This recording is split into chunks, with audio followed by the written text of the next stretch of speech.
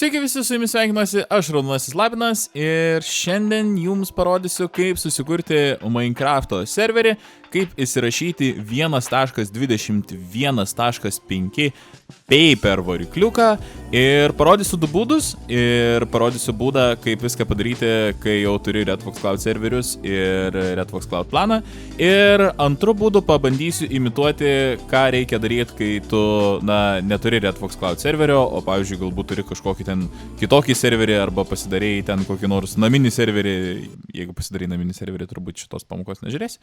Bet žodžiu, pabandysim paeksperimentuoti, pažiūrėti, kas greičiau, kas paprasčiau ir kas, žodžiu, užima mažiau darbo. Tai va.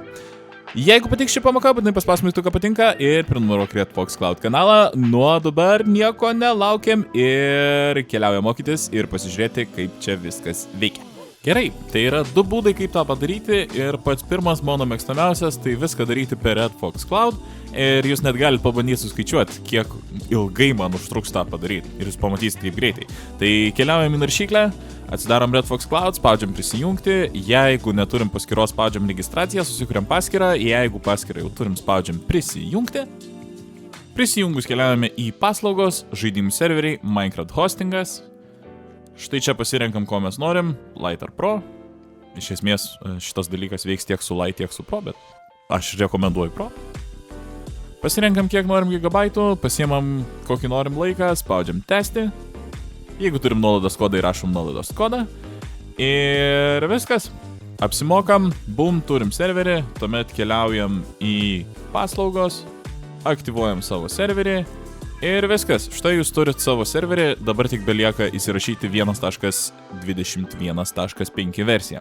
Keliaujam į instaliacijos, rašom 1.21.5, turim viskas, spaudžiam pilnai perrašyti, įrašyti, viskas, va. Truputį palaukiam, turim serverį. Super. Gerai, ir dabar parodysiu antrą gerokai sudėtingesnį būdą ir aš neįsivaizduoju, kodėl jūs norėtume tokį būdą naudot. Bet jeigu norit, tai keliaujam į naršyklę, keliaujam į paper.mc, žodžiu, galim tiesiog parašyti download paper 1.21.5. Ir va, išmeta downloads paper.mc, spaudžiam paper, čia matom 1.21.4, bet mes atsisiųsim nebaigtą versiją, nestabilę, sakykim. Tai va.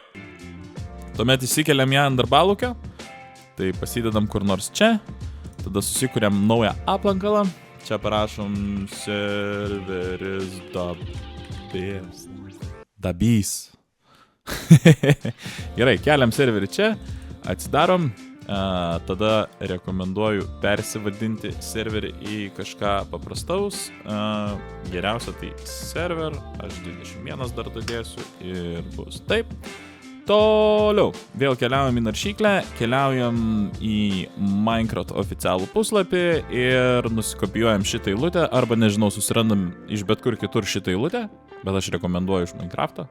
Tai kaip aš ieškojau, tiesiog parašiau Minecraft server ir, žodžiu, Minecraft server download, tai va, šitą eilutę susirandam. Ir tada vėl grįžtam atgal ir čia sukuriam naują aplankalą. Ne aplankalą, tekstinį dokumentą nusišneku. Gerai, atsidarom naują dokumentą, įklijuojam. Ir dabar matot, čia yra Minecraft server.jar, tai va šitą ištrinam. Ir čia reikia prirašyti, kas pas jūs yra čia užvadinta. Tai aš rašau server 21.jar ir dar ištrinu šitą, nes man šitas nepatenka ir jo nereikia, kad tiesiog matytume konsolį ir jeigu kažkas blogai, žinotume. Toliau spaudžiam failas, spaudžiam įrašyti kaip ir čia parašom start ir .but. Būtinai turi būti start ir, gerai, start negali būti, bet būtinai turi būti start. Oi. What are you saying, man? What are you saying? What is he saying? Nusišneku. Būtinai turi būti .but. Kas iki taško gali būti užvadinta belekas, bet po taško būtinai turi būti but arba kitaip nesusikurs failas ir įrašom. Kai matot, čia atsirado paleidimas, bandom paleisti ir žiūrim, ką turim. Ok, tai pakrovė, dabar keliaujam į EULA, čia padarom turų, išsaugom su Ctrl S arba čia ir įrašyti, galim uždaryti, dar kartą pasileidžiam mūsų serverį. Ok, turim mūsų serverį, tai galim čia dabar išjungti, uždaryti, štai turim žiauriai daug failų ir dabar, kadangi, mes keliam viską į Redfox Cloud, tai mums reikia kažkokios FTP programos, per kurią galėtume perkelti nuotoliniu būdu failus. Tai aš rekomenduoju ir asmeniškai naudoju WinSCP, žiauriai geras dalykas, žiauriai fainai veikia, tai tiesiog galit parašyti download WinSCP ir jo, tiesiog susirandat, spaudžiat download ir jo, žodžiu, atsisinčiat, susirašot, jeigu nežinot kaip naudotis, turiu pamoką padaręs apie tai. Tai va, tiesiog atsidarom, prisijungiam prie savo failų. Vėlgi, kaip prisijungti viską esu padaręs kitoj pamokoj, bet tiesiog keliaujam į valdymo pultą, keliaujam į FTP MySQL Rcon ir va čia jau aš uždengiau, bet žodžiu yra visa informacija, kurią reikia susivesti.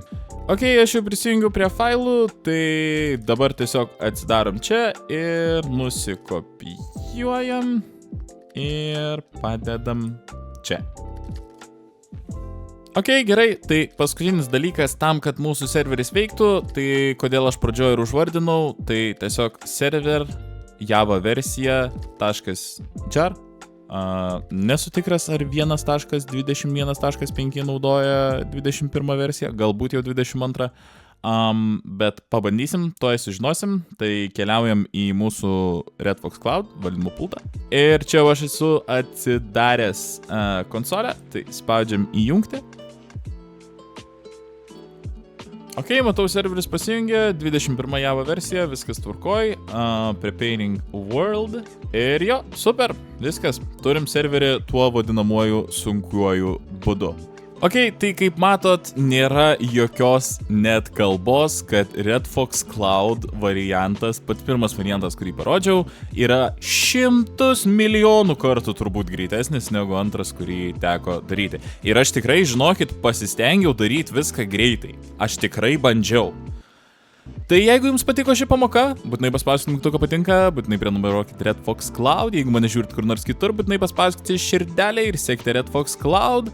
Na, o su jumis atsisveikinu aš, Raudonasis Lapinas, ir sakau jums iki kitų pamokų ir kitų susitikimų. Iki.